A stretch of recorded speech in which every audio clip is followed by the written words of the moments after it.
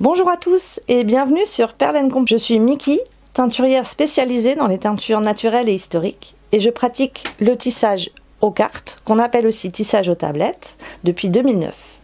Aujourd'hui, je vous propose une initiation au tissage aux tablettes. C'est une technique très ancienne dont on trouve des traces plusieurs siècles avant notre ère. Elle permet de réaliser des bandes tissées étroites, plus ou moins complexes. Les possibilités sont extrêmement variées et les tissages sont très solides. En tissage aux tablettes, vous pouvez utiliser une grande variété de fils, qu'ils soient en matière naturelle ou en matière synthétique. L'essentiel, c'est qu'ils soient vraiment résistants. Pour tester la résistance d'un fil, vous pouvez le détordre légèrement entre vos doigts et tirer dessus. Vous voyez ici, le fil casse assez facilement. Ce fil-là ne sera absolument pas adapté au tissage aux tablettes. Si je prends un autre fil et que je fais la même chose, vous voyez qu'ici, je peux tirer fortement sur le fil sans qu'il casse. Celui-là pourra être utilisé. Dans ce tutoriel, j'utilise le fil de coton Lisbeth, taille numéro 10. Pour ce tutoriel, il vous faudra 10 tablettes à tisser, une navette, ou bien un petit morceau de carton rectangulaire, du fil évidemment, une paire de ciseaux, de la ficelle, éventuellement des petits clips pour sécuriser votre ouvrage, c'est toujours utile, de quoi mesurer et un point fixe, donc un serre-joint sur une table fera l'affaire, ou bien même une poignée de porte. L'avantage de cette technique de tissage, c'est qu'elle demande finalement très peu de matériel. Le métier à tisser, ce seront vos tablettes. Nous allons d'abord réaliser l'enfilage des fils sur les tablettes en nous servant d'un diagramme qui est le suivant. Donc chaque colonne ici numérotée représente une tablette et donc je vous conseille de commencer par numéroter chacune de vos tablettes au crayon à papier. Vous voyez que chaque tablette comporte aussi des marquages A, B, C, D qu'on va retrouver sur le diagramme. Chaque colonne donc vous permet de voir dans quel trou de votre tablette enfiler quelle couleur de fil. Soit du fil sombre, ici représenté en gris, donc pour moi ce sera du rouge, soit du fil clair, pour les cases blanches, ici ce sera pour moi du jaune. Les signes ici, slash vers la gauche ou vers la droite, sont extrêmement importants dans notre mise en place et ils vont désigner le sens de l'enfilage des fils sur chacune des tablettes. Vous allez voir qu'on va revoir ça en détail un petit peu plus tard, mais slash vers la gauche, cela veut dire que votre fil va passer de l'avant de la tablette où sont inscrites les ABCD vers l'arrière de la tablette. Slash vers la droite, ce sera le contraire, votre fil va passer de l'arrière de la tablette vers l'avant. En tout, il vous faudra 28 fils sombres comme indiqué sur le diagramme et 12 fils clairs. Nous allons commencer par mesurer nos fils et les couper à la bonne longueur. Je vous conseille de les couper au fur et à mesure que vous faites l'enfilage de vos tablettes pour ne pas risquer de vous emmêler. Cette chaîne de 90 cm sera assez longue pour réaliser un petit bracelet et également vous exercer à cette technique. Je vous montre l'enfilage de la première tablette. Donc selon le diagramme, vous voyez que l'enfilage se fait avec le signe slash vers la droite. Ça veut dire que notre fil va venir de l'arrière de la tablette vers la face avant. Donc vous allez prendre 4 fils que vous avez mesurés et les passer donc à chaque fois de l'arrière de la tablette vers l'avant dans chacun des trous numérotés A, B, C, D. Hop.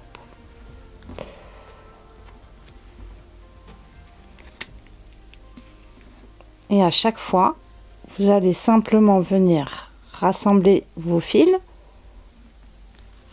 Voilà. Et terminer par un petit nœud pour sécuriser tout ça.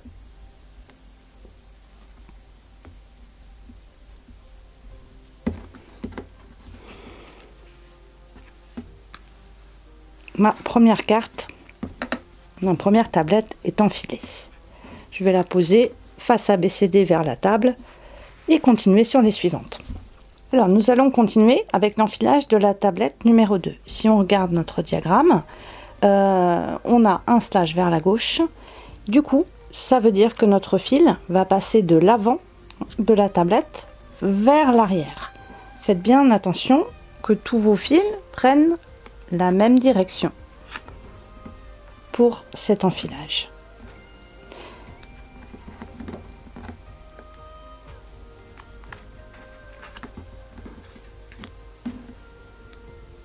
Et on va faire, comme pour la première, un petit nœud pour sécuriser tous les fils ensemble.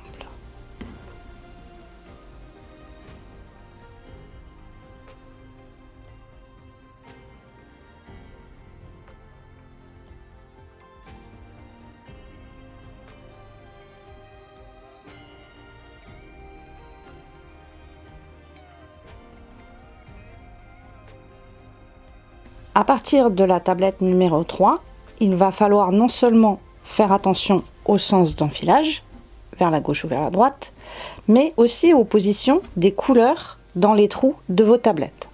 Pour cela, il faut vraiment suivre votre diagramme.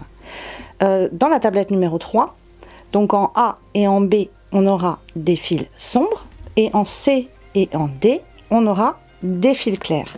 Et tous ces fils vont passer, donc ici on a un signe slash vers la droite, donc notre fil va passer de l'arrière de la tablette vers l'avant. Donc du fil sombre en A et en B, si je suis mon diagramme, et du fil clair en position C et D. Et vous allez pouvoir faire l'enfilage de toutes vos tablettes en suivant le diagramme. Faites bien attention qu'entre la tablette 5 et 6, vous avez un changement dans la direction. Donc concentrez-vous, prenez votre temps pour faire cet enfilage de manière correcte. Et moi je vais faire de même, on se retrouve juste après. Ouf, le plus dur est fait. Maintenant il nous faut tendre et fixer la chaîne de tissage à un point fixe. Avant ça, on va rassembler tous les nœuds de toutes les tablettes.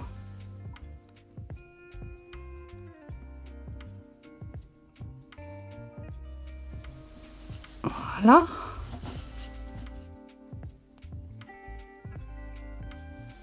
Et là, deux solutions. Soit vous faites un nœud à l'extrémité ici de votre chaîne, soit vous enfermez juste tous les petits nœuds dans un nœud coulant, mais il faut qu'il soit vraiment très très serré pour ne pas qu'il s'échappe.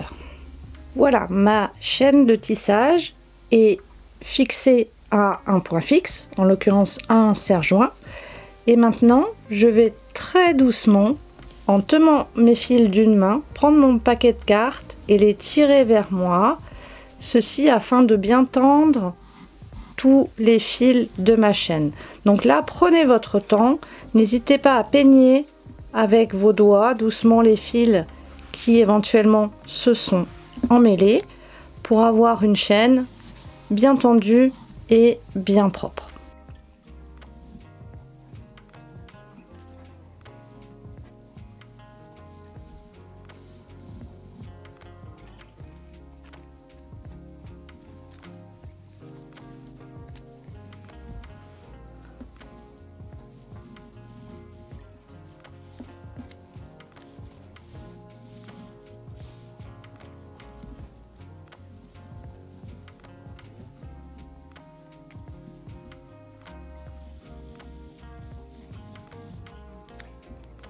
N'allez pas trop loin gardez une marge d'une bonne quinzaine de centimètres à la fin et vous allez juste faire un nœud ici en gardant vos fils bien tendus. Voilà. La chaîne, elle aura peut-être tendance à s'enrouler un petit peu sur elle-même. Tournez-la jusqu'à ce qu'elle retrouve sa position normale. Et là, on va pouvoir commencer à tisser. Voilà à quoi va ressembler votre chaîne avec le nœud final. Alors avant de le fixer soit à votre ceinture, soit à un autre point fixe, je vous conseille de sécuriser votre paquet de cartes. Pour ça, deux solutions. Soit vous vous servez de petits clips congélation qui sont ultra pratiques et vous les clipsez simplement sur votre chaîne. Comme ça, si jamais les cartes tombent ou se déplacent, elles ne peuvent pas vraiment se mélanger. Soit une autre solution, c'est que vous allez passer un fil dans le trou central ici des tablettes et faire un nœud. Tout simplement, ça va sécuriser également votre paquet de tablettes. Alors, il est temps maintenant de mettre du fil sur notre navette.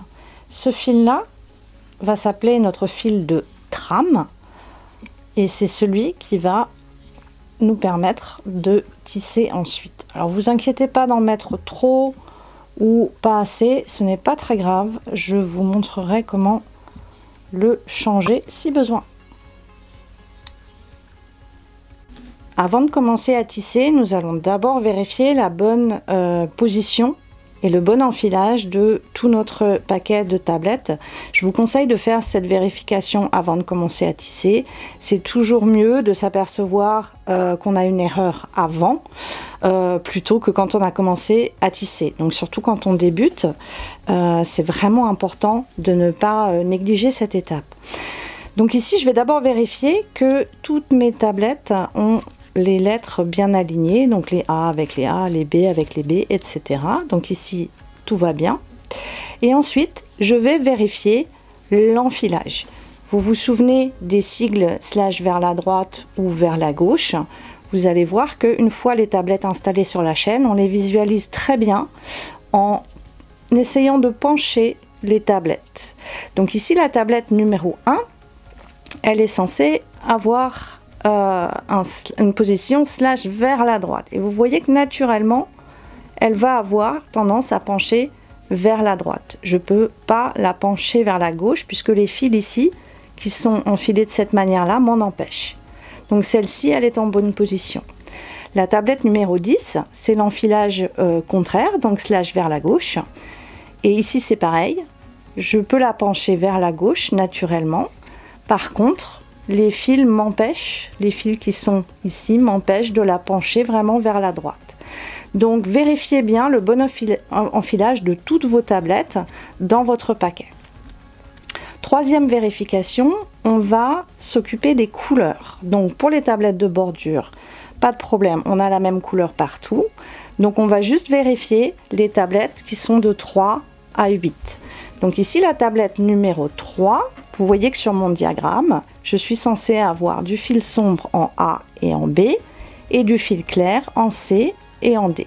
Donc pour celle-ci, tout va bien. Et je vais vérifier donc la position des fils sombres et clairs sur toutes mes tablettes, tranquillement. Prenez votre temps pour faire cette vérification, c'est assez important. Et avant de commencer à tisser, je vais me mettre en position de départ. C'est la position de départ qu'on va trouver sur la plupart des diagrammes de tissage de tablettes qu'on peut trouver sur le net ou dans des livres. C'est la position avec le A et le D en haut. Donc je vais simplement effectuer 2 quarts de tour, tranquillement, tourner tout votre paquet en même temps. Ensuite, vous tassez un petit peu.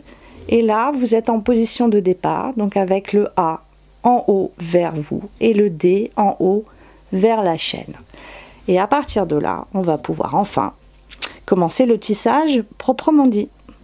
Donc ici, j'ai ma navette avec mon fil dessus Et cette navette-là, vous pourrez vous en servir pour tasser également. Si jamais vous n'avez pas de navette et que vous vous servez d'un petit morceau de carton où vous avez enroulé votre fil de trame, vous pouvez vous servir d'une règle en plastique ou en métal, ou bien d'un plioir, hein, ou de quelque autre ustensile, même d'un couteau qui n'est pas acéré, quelque chose qui va vous permettre de bien tasser votre fil. Pour l'esthétique, c'est important de bien tasser. Alors, qu'est-ce qui se passe quand on tisse aux tablettes? Je vais vous montrer le mouvement, donc à vide, sans passage de la navette. Je vous montre ici avec mon doigt. Vous avez deux nappes de fil, donc que les tablettes créent. Ça s'appelle en tissage la foule. C'est l'espace dans lequel va passer la trame pour créer un tissage. Le mouvement, il va être le suivant. On va tourner d'un quart de tour nos tablettes, donc ici vers l'avant, et regardez ce qui se passe quand je tourne mes tablettes d'un quart de tour. Vous avez deux fils sur les quatre qui vont se croiser. Ici, je vais avoir ma trame qui est emprisonnée et puis je vais la repasser ici. Et vous comprenez que c'est ça qui va créer mon tissage. Donc, je vais défaire et je vais faire mon premier passage de trame. Ce que je peux vous conseiller, si vous voulez un début vraiment propre, vous mettez un tout petit clip comme ça, hop, voilà, pour avoir un départ bien propre. Ensuite, premier passage de navette. Donc je prends ma navette, je vais la passer donc dans l'espace ici entre les deux nappes de fil. Et pour ce premier passage, je vais juste le poser en laissant dépasser un petit bout, hein, ici. Et là, je vais effectuer ma première rotation, donc vers l'avant, vers la chaîne, d'un quart de tour. Donc je tourne tout mon paquet de tablettes. Je vérifie si les fils ne s'accrochent pas. Donc ici, avec ce fil de coton qui est très lisse, il y a peu de risques, mais vérifiez quand même si tous vos fils ont bien retrouvé leur nouvelle place. Et ensuite, vous allez venir tasser avec votre navette ou avec une règle. Et vous allez repasser votre fil de trame. À ce moment-là, ne tirez pas trop sur votre fil de trame. Ajustez-le simplement sur la bordure. Et on va continuer comme ça. Encore un quart de tour vers l'avant. Donc, je tasse. Je passe ma trame. Sans trop tirer. Je tourne. Je tasse. Je peux ajuster un tout petit peu ma trame à ce moment-là et je repasse ma trame. Et je vais faire en tout 4 quarts de tour vers l'avant. Et vous voyez qu'ici, on commence à voir apparaître le motif. Je vais continuer comme ça pendant 12 tours vers l'avant. Donc vous faites en tout 12 tours vers l'avant. Et à chaque fois que vous faites 4 quarts de tour vers l'avant, vous vous retrouvez avec les A et D en haut. Donc essayez de profiter de ces 12 premiers tours pour bien comprendre le geste et vous familiariser avec le mouvement de ce tissage.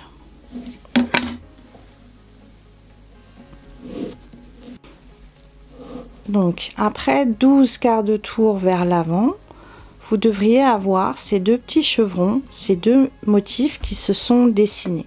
Si jamais vous avez des irrégularités qui apparaissent, il faut revérifier le bon enfilage de vos tablettes. Donc ici, on va faire une inversion du motif. Pour cela, donc ici, j'ai bien passé ma trame. Je fais bien attention d'avoir bien passé ma trame.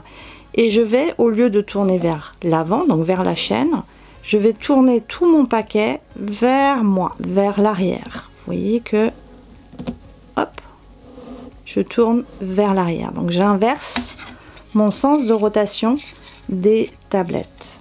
Je vais tasser. Alors à ce moment-là, tassez un peu plus fort. Ajustez bien votre trame. Repassez là. Et vous allez continuer encore. Pareil pour 12 quarts de tour, cette fois-ci vers l'arrière. Vous voyez qu'ici le motif s'inverse.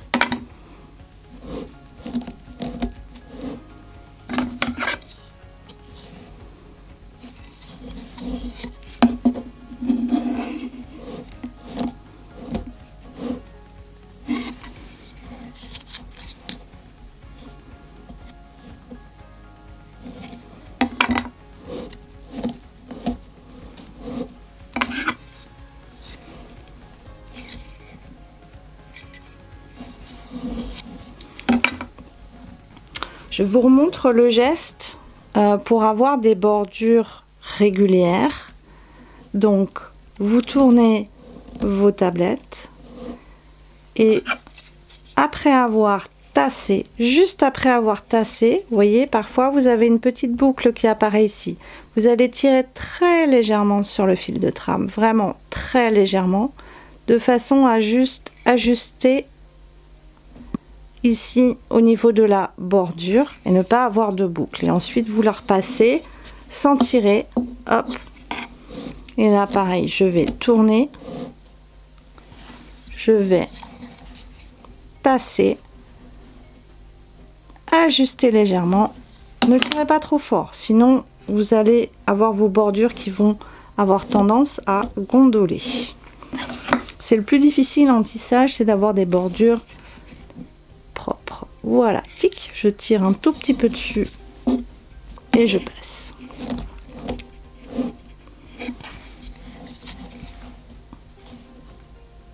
Hop.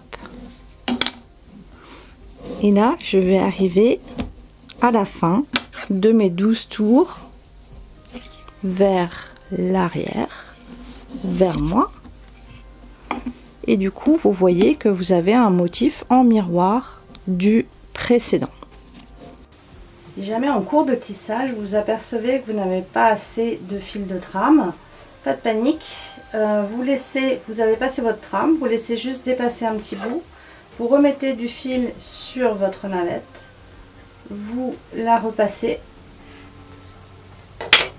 Voilà, en laissant dépasser de l'autre côté un petit bout et vous continuez à tisser comme si de rien n'était sur quelques centimètres. Et ensuite, vous pourrez couper ici au ras vos fils de trame qui dépassent sans aucun problème. Donc après avoir tissé une quinzaine de centimètres, c'est suffisant pour faire un bracelet. On s'aperçoit qu'il nous reste encore une bonne longueur de chaîne. Donc c'est l'occasion de faire quelques essais, de s'entraîner un petit peu. Donc pour ça, je vais d'abord sécuriser mes tablettes. Donc je vais passer ici une petite ficelle, faire un nœud à l'aide du trou central. Comme ça, il n'y a pas de danger, mes tablettes ne peuvent pas se mélanger. Et puis je vais laisser une marge pour faire des petites tresses de finition ou des choses pour terminer mon bracelet. Et je vais pouvoir déplacer ma chaîne, c'est-à-dire la refixer de manière à être dans une position de tissage confortable. Et puis refaire un petit peu de tissage sur la fin de ma chaîne pour voir un petit peu les autres possibilités qu'on peut avoir en tissage aux tablettes.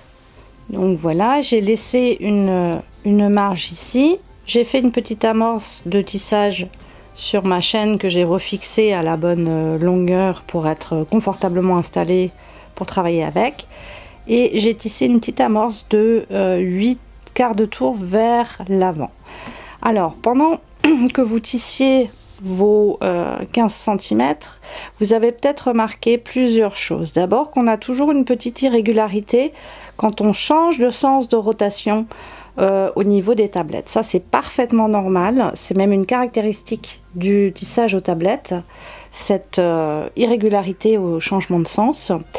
Elle peut être gênante au niveau des bordures. Si vous voulez avoir des bordures qui sont très régulières, avec vraiment un aspect un petit peu tressé sans aucune irrégularité, il va falloir tourner les tablettes de bordure toujours dans le même sens. Le problème, c'est que quand on fait ça avec une tablette, eh bien, vous allez avoir un phénomène de torsion des fils entre eux. La tablette, elle se comporte un peu comme une mini machine à cordes. Et donc, du coup, on va devoir se débarrasser de cette torsion qui va s'accumuler et qui va devenir un petit peu gênante au bout d'un moment. Donc, si vous décidez de tourner vos bordures toujours dans le même sens, il va falloir fixer donc vos groupes de fils de bordure séparément des autres afin de pouvoir les détacher facilement et simplement les détortiller. Donc avant de faire ça, évidemment, il faut sécuriser votre paquet de cartes pour ne pas avoir de soucis, hein. Mais donc je vais vous montrer comment tourner les tablettes de bordure toujours dans le même sens et celles de motif d'inverser le sens de rotation.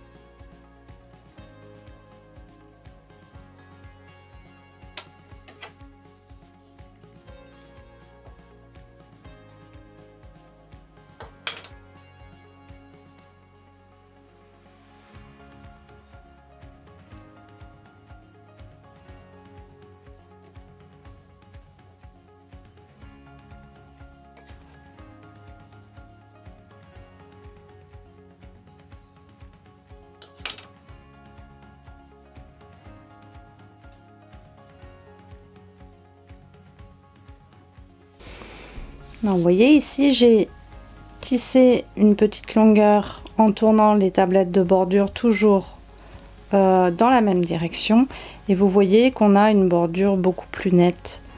Alors c'est un petit peu de manipulation en plus, donc pour le début c'est pas toujours évident, mais bon, ça vaut la peine de le savoir et puis de trouver les bonnes solutions pour le faire bien. Et vous voyez qu'ici, là j'ai 8 tours, 8 quarts de tour vers l'avant, 8 quarts de tour vers l'arrière. Et là je suis passée à un rythme 4 tours vers l'avant, 4 tours vers l'arrière. Donc vous voyez que ça change complètement au niveau du motif. Donc ce que je vous conseille, eh bien, c'est de simplement vous amuser avec votre chaîne. Essayez plusieurs choses. Essayez de tourner 6 fois vers l'avant, 6 fois vers l'arrière, etc. Bref, essayez de découvrir un petit peu les possibilités par vous-même. Et vous verrez qu'il y a plein de choses qu'on peut faire en tissage aux tablettes.